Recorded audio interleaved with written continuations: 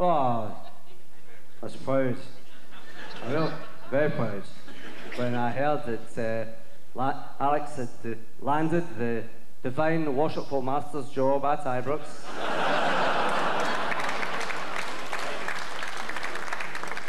Because you see, I still take an interest in the Scottish scene, especially since I was made Scottish football's Tsar.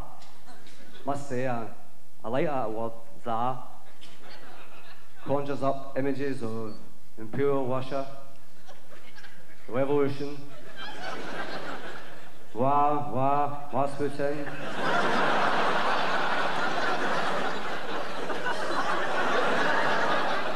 Russia's greatest love machine. There was a cat who really was gone. But getting back to the football, sure, Alex will do very well. Very proud of him. But if he does need any help, any tips on how to become a great manager, just ask me. Something like that, pick up the phone, just ask me. Or you can ask his director of football, Mr. Dick Advocat. What? Oh, hello, what? Good. Where are you from? Bullbridge? My favourite part of Ireland. Hey! True story. Hey, alright. True story. For Champions League matches, right? The Dublin Celtic Supporters Club planned a beanbag, but they couldn't find a big enough torch. There you go. Hey. Europe? Oh, don't talk to me about Europe. When I was manager, Rangers played in Europe, I'd be pulling my hair out. Thankfully, I always take it back to the hair clinic and it's stuck back in again. And the transfer front, I've spoken to Big Hick.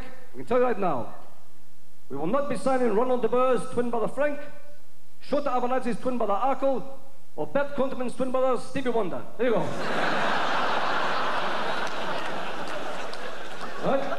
Now, on behalf of the Rangers Director of Football and the manager of the Dutch national team, it's a good night from me, it's a good night from him. But it's hello from Barry Ferguson.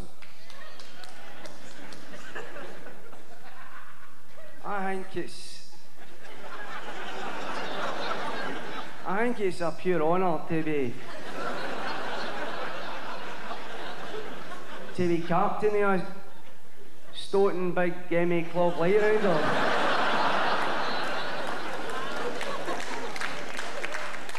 Know what I mean? It's hard too though, because it means you have to set a good example and not be fanning about the part like a bam. I'm glad that they say to stay Rangers. Know what I mean? Folks says if I'd left the club, I might have been ostracised, but I says, nah, there's no way I'd dress up in a big bird costume.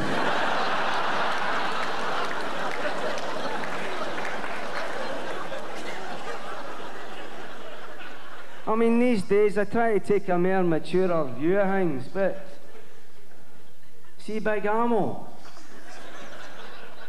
what a fud.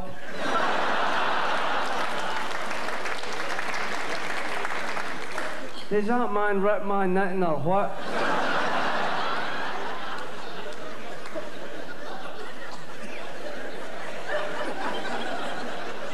See, every time he opens his gob, see the amount of piss that comes out. I mean, how can the big walloper not just be sensible like me? And I'm not the only one moved by the antics of Big Lorenzo. Isn't that right, Mr. Leishman? Big Ammo is a lucky dog. His bird was Juliana. He gave us some fruit the other day, 2 plums and a banana.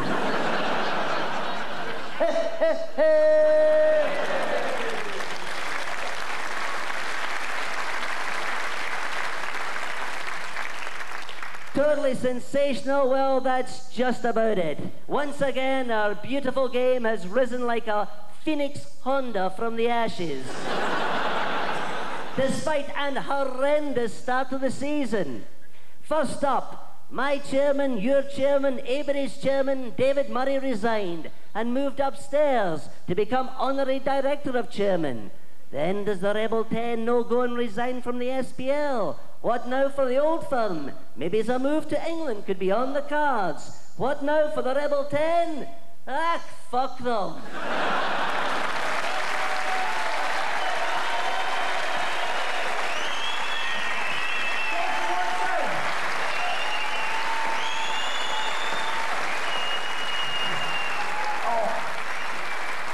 Brilliant. Brilliant stuff. That's how you do it. That's it. Go on, get another go. This doesn't sound right. Dukla Pumferson. I need to ask you about them. Dukla Pumferson. What about them? Yes. Our charity team. Tell us a bit about them. Break my heart. Tell me charity stories. Well, what Tam's trying to encourage me to do is tell you about Dukla Pumferson. Those of you who don't know, we have a charity team which is full of ex-professionals, people on the telly, and they're passing drunk actually that watch a game. We have actually been described over the years as a drinking team with a football problem. And great times over the years, but the one time I always remember, because it was important that Dukla, if we were going to start this, was a non-sectarian team. And it's always been that way. We have Protestants and non-Protestants in the team. Oh, God. Anyway, but the point I'm going to tell you, the story, the first time we ever played out the country was to play against a team of celebrities in Middlesbrough. And it was brilliant. We all went down and we got access to a team bus and we went down on the Saturday night. And, you know, I thought it was important to go down the Saturday night because the game was a Sunday morning. And I think it's important when you're representing your country, you get your bed before it's light, you know. So we went down the Saturday night and I've got friends at Tenant Caledonian Breweries. They gave us about 70 cases of lager. I've got a pal who owns an Indian restaurant, about 14 stone of pakora. And we got some of these coaching videos. I'm fucking starving. Load a bit of pakora for ages, no? By the way, you're right shape to play for our team as well. Yeah. We have a Latin motto, fatus baldus illegitimus. Anyway, we got some of these coaching videos for the bus. You know the ones that show you what positions to take up? Aye. Well, we're watching them on the way down the road. Now the point is, it's great, we're going down here. It's my first cap. I'm playing against England, for God's sake, with a celebrity team. And we're going down, it's brilliant. All the boys are wound up. We're going to play England and have a few beers and a sing-song and the video's on. It's brilliant. They're wound up. We're going to play England and, you know, another few beers. This is some of the best-known faces in Scottish football, by the way. And we're getting more wound up. And eventually the boys are getting into the boys a wee bit and they're batting off the windows of the bus and they're giving it, yeah, sure, English bastards. Big Tony Higgins says, calm down, lads, we're all at Hamilton Cross. But, you know...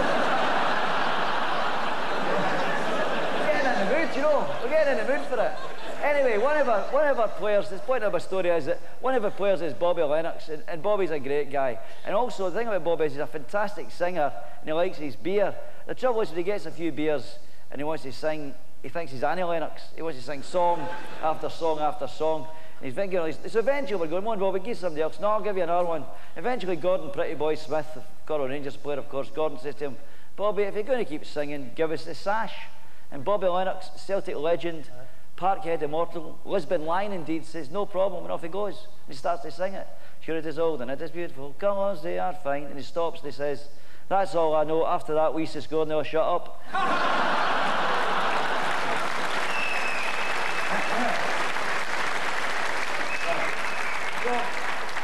So Dukla still going strong or playing to a ground near you sometime or brilliant, great fun. I mean, a lot of great work you have done for the Variety Club, and great thing about that is even that's reflected tonight because the Airdrie fans, they actually came along in a sunshine coach.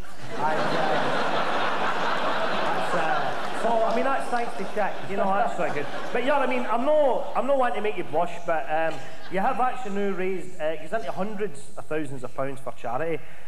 You've worked tirelessly for years, giving up a lot of your own time, just to help other people. Sorry, your handwriting. Tirelessly. Aye, so, you know, brilliant basically, you know what I mean? But what I want to know is then, you're in this Dukla Pumferson team, are you actually a quality player? Quality player? I command the fuck about area in the middle of the park. Right, okay, well, we'll put this to the test, because I'm sure, do you remember seeing Jim McLean in Offside? Right. Well, Jim, exactly, played Keepy Uppy. And then a couple of months later, the fucking triple bypass. I wonder why. I thought he's about 85. But John McLean did play Keep You Up. He was brilliant, because the thing is, old guys like Chick will know this, but John McLean, before he was Dundee United manager, he was a quality player, wasn't he? Played with, he was at Kilmarnock and Dundee, played for Dundee he was as a well. right good player, you know, so he was a class act playing Keep You Up. He kept it up for 12, and then he volleyed it past the studio. He beat Tommy Sheridan that night. Tommy did a go as well. So, he's the offside champion. If you want to try and beat 12, I've got the goods here. I'll tell you what I'll do, Chick. In here. Excuse the arse, sorry. Look what your guest are talking about. Oh, yeah. Right, what I have here. Aye, on. Right. I have a ball. Is that what it is? Yes, there we go. I thought you had I it on also your, have. I thought you had it on your shirt, actually. I also have 50 quid, 50 notes for the charity of Chick's choice if you can beat 12 at Keep You Uppy. Nice man. Right. Nice man, that's it. Right, 50 quid of my own personal cash. Okay, just for paying. Oh, sorry. Fucking clumsy bastard, isn't it? Can I get the ball back, please? Thank you very much. Hang on. Right, have another go. What you twat? Just throw it. 11, 12, That was quite 13, good, actually. 14, 15, 16, Jeez, look 17. at the tits in that shit. Right. Well done, he did do it. There we go. 50 notes. Excellent, well done. You've got another big game coming up. You warmed up there for it beautifully because it's St Mirren against Celtic on October the 13th. It's this game for Frank McAvenny. Right. And is Frank playing the full game? I don't think Frank's going, actually. Right. Frank's meant to be playing one half for St Mirren, according to our information, and one half for Aye, Celtic. I believe so, aye. And it's forecast that the white lines won't make it all the way through the full game. They'll be gone. But you're playing then, aye? I am on the part, yes. Right. And the black and white stripes, obviously.